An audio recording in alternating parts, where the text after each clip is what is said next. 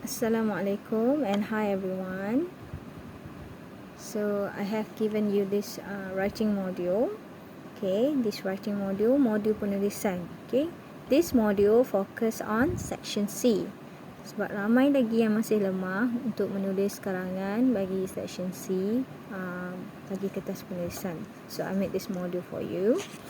Alright, so in this module there are 4 exercises. Ada 4 latihan and I plan to do this one exercise for 1 week. Okay, kita rancang nak buat satu latihan untuk seminggu. Okay, baik. So ni pengenalan modul ni, time frame.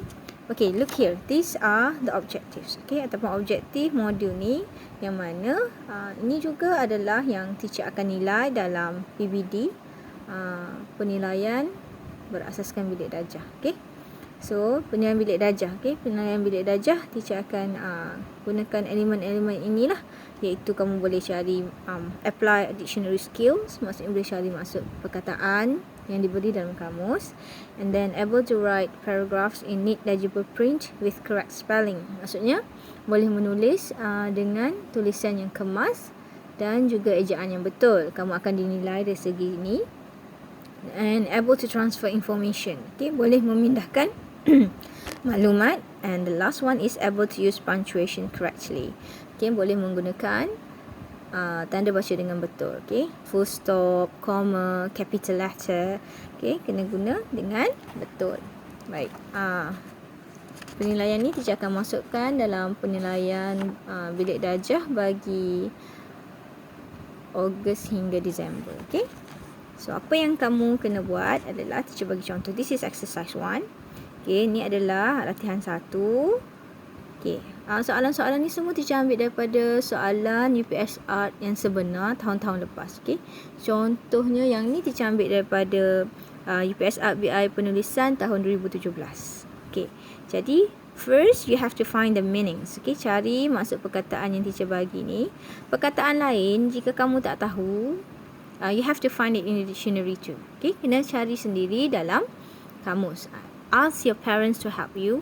Minta tolong ibu bapa, kakak, sebab dalam PDP Art ni juga kita boleh buat flip classroom. Flip classroom ni maksudnya kamu dulu yang cari, baru teacher bagi maklumat. Okay, seterusnya, lepas kamu cari, after you have find all the words here, lepas dah cari maksud perkataan kat sini, what you have to do is you have to fill in the blanks with correct words or phrases to complete the sentences. Okay, kena isi tempat kosong dengan perkataan yang teacher dah bagi. Teacher dah bagi dah perkataan kat sini, you have to fill in the blanks. Kena isi tempat kosong kat sini, ya. Okay, so let's see.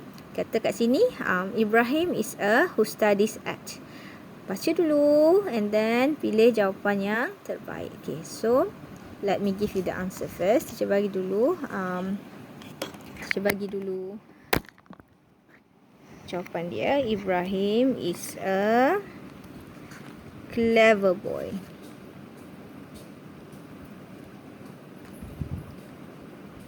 Who studies at SK Taman Ceria. So you just copy here.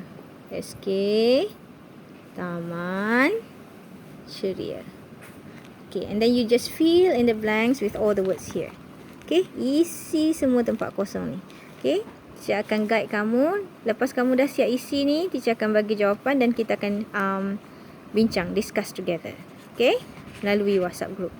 Okay, sama juga yang ni. Ada 3 perenggan semuanya. Paragraph 2 juga kena isi tempat kosong menggunakan perkataan yang diberi. And the same with paragraph 3. Okay, lepas dah siap isi semua ni dan we have discussed the correct answer, then you have to rewrite the paragraphs to form an essay.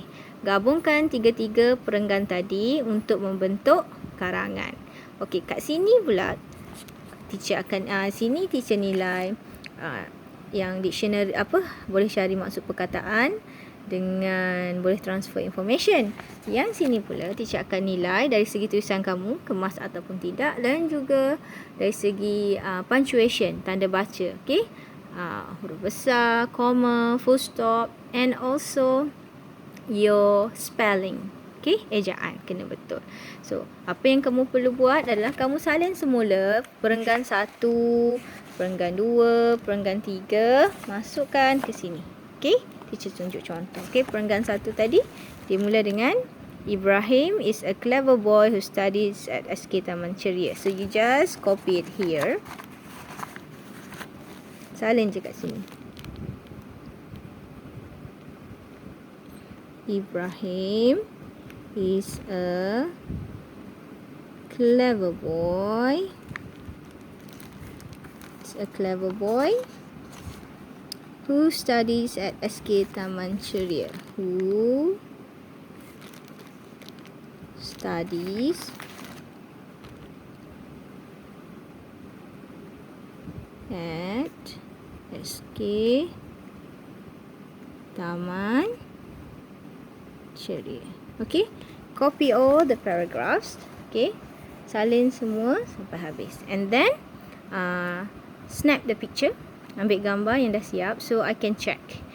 Okay, teacher akan check, teacher akan kutip balik buku ni, tapi ambil gambar, tunjuk kat teacher dulu supaya teacher boleh check dan kamu boleh terus buat pembetulan.